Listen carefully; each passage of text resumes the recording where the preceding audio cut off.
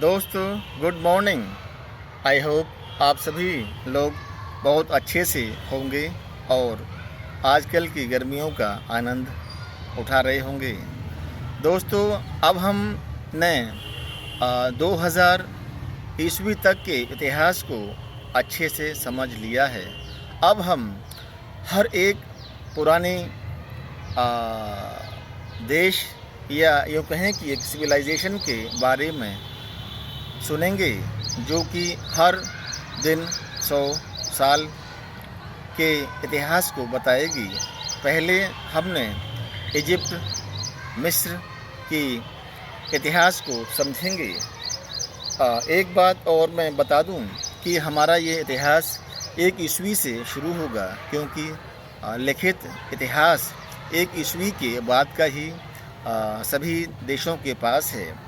एक सीई जिसको बोलते हैं, बीसीई के बारे में आप सिर्फ गैस या यूँ कहें कि पूरी तरह से अंदाज़ा लगाने के साथ कुछ सबूत भी दे सकते हैं, लेकिन आप पूरी तरह से श्योरिटी के साथ 100% नहीं कह सकते कि ये बीसी की हिस्ट्री बिल्कुल पूरी तरह से सही है। दोस्तों आज हम सुनेंगे 1 ईस्वी से लेकर 100 ईस्वी के बीच मिस्र, इजिप्ट में क्या क्या हो रहा था। इजिप्ट रोमन डायनेस्टी के एक इलाके के तौर पर था और उस वक्त रोम जो कि रोमन एम्पायर की राजधानी था, वहाँ से इजिप्ट में कपड़ा, अनाज, सोना और बहुत सा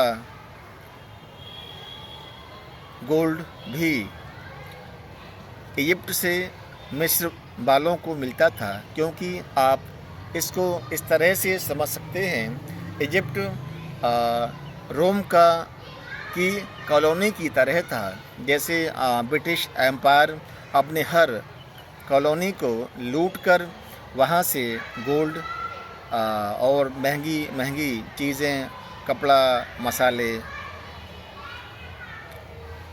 लेता था, वैसे ही रोम एम्पायर भी मिस्र से सोना, अनाज और बहुत से टैक्सेस के रूप में पैसा भी लेता था।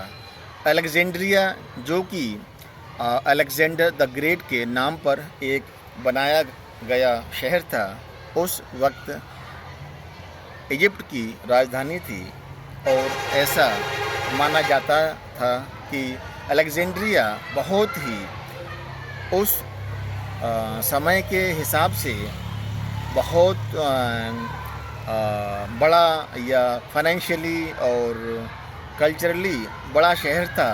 और एक और बता दूं कि अलेक्जेंड्रिया में एक लाइब्रेरी थी जो कि पूरी दुनिया में अपनी बेशकीमती किताबों के अकूत भंडार खजाने के तौर पर जानी जाती थी। और रोमन एम्पायर में जो भी राजा रहे थे, वो सभी रोम को डायरेक्ट कंट्रोल करते थे। और ऑगस्टस, जो कि 100 ईस्वी तक रोम के राजा थे, उन्होंने मिस्र को बहुत ही ज़्यादा ख़ास तवज्जो दी। ऑगस्टस ने नील नदी,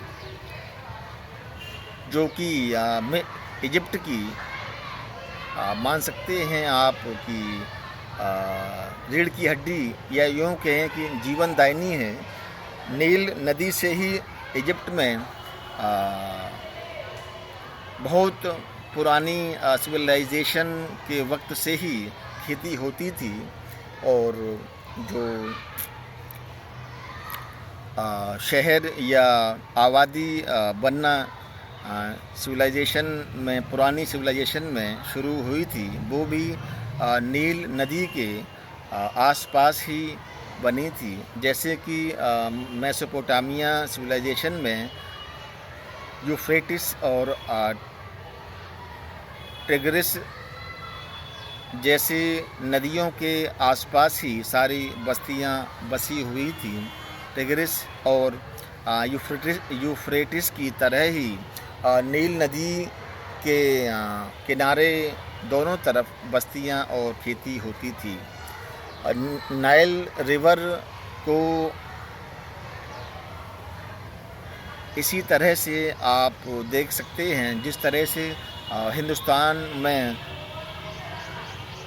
गंगा को माना जाता है कि वो बहुत बड़ी और कई राज्यों से होकर गुजरने वाली नदी है, जिसके किनारों पर खेती, जब पानी की इतनी ज़्यादा व्यवस्था लोगों के पास नहीं थी तो पानी खेती के लिए गंगा से ही नहरें निकालकर, या यूँ कहें कि छोटे छोटे किसी तरह से सिंचाई गंगा से होती थी। वैसे ही 100 ईस्वी तक के इतिहास में नाइल रिवर भी ऐसी ही अपने पानी से खेती की सिंचाई करवाने के लिए लोगों को अपने पास बुलाती थी।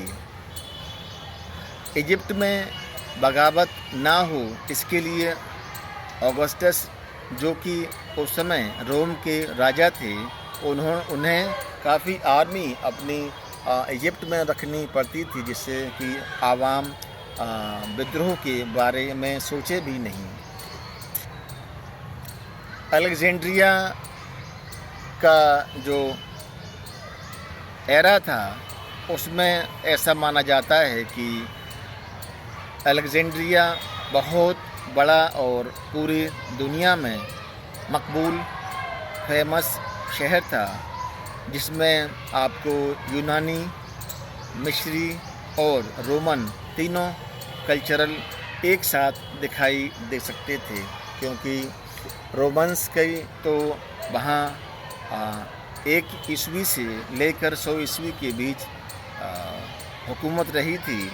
और इस तरह से कल्चरली देखा जाए तो रोमन और यूनानी एक जैसे हैं, लेकिन अब रोमन और यूनानी मिस्र के कल्चर के साथ मिल गए, तो इस तरह से 3 कल्चर एक साथ मिलकर अपना हर एक कल्चर एक दूसरे को से कुछ ना कुछ सीख रहा है, या कुछ ना कुछ एक दूसरे को सिखा भी रहा है।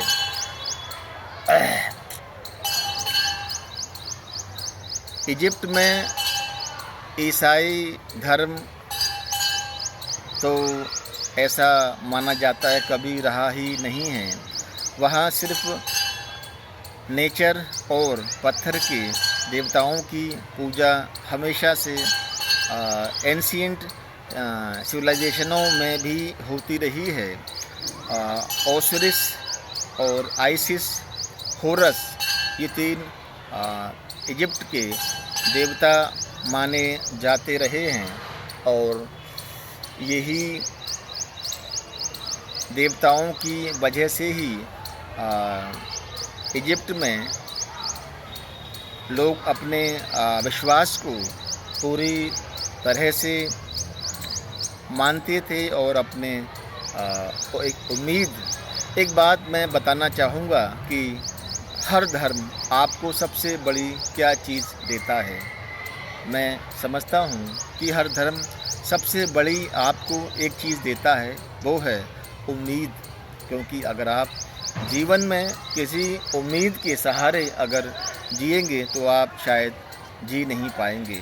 तो मुझे ऐसा लगता है कि हर एक धर्म का प्लस पॉइंट है उसकी उम्मीद।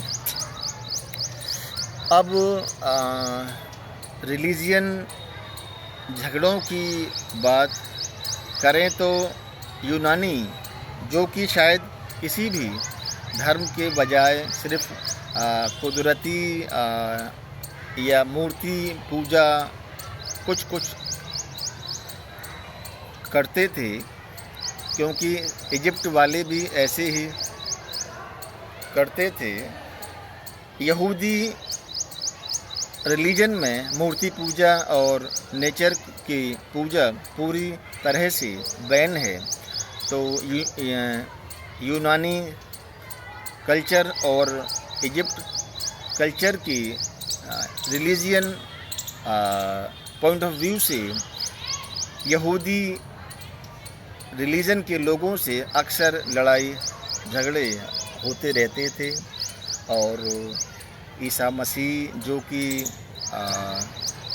26 ईस्वी में जिनका जन्म माना जाता है, उन्होंने इसी 1 से 100 सालों के बीच में ईसाई धर्म की शुरुआत कर दी थी।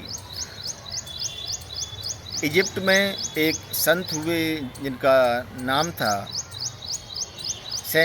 संत मार्क। इन्होंने इजिप्ट में ईसाई धर्म का फैलाने के लिए काम किया और बाद में फिर इसी वजह से ही इजिप्ट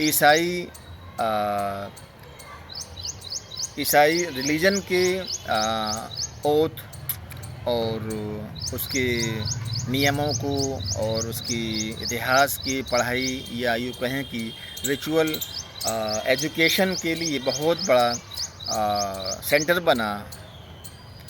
और उस समय इजिप्ट से हिंदुस्तान और अरब तो ऐसा मान सकते हैं कि इजिप्ट का ही एक हिस्सा है।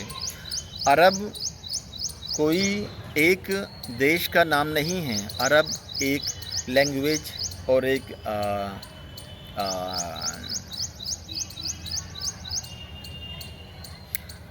ज़मीन के एक बड़े हिस्से का नाम है, जिसमें कई धर्म के लोग आज भी रहते हैं। और उस अरब के हिस्से में कई देश आते हैं, कई रिलीजन आते हैं, कई लैंग्वेज आती हैं। आज आप देखते होंगे मिस्र, जिसको कि इजिप्ट कहा जाता है, Syria, Jordan, Saudi, Dubai, Qatar और जॉर्डन, बहुत सारे देश और यरूशलेम, इज़राइल, ये सब अरब ममालिक, यानी यूँ कहें कि एक ऐसा बड़ा भूभाग है अरब के नाम से, जिस पर ये सभी धर्म,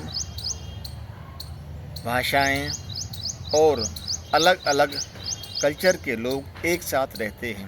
आज के वीडियो को अब यहीं पर रुकते हैं। कल हम इजिप्ट के 100 से 200 साल के इतिहास को जानेंगे।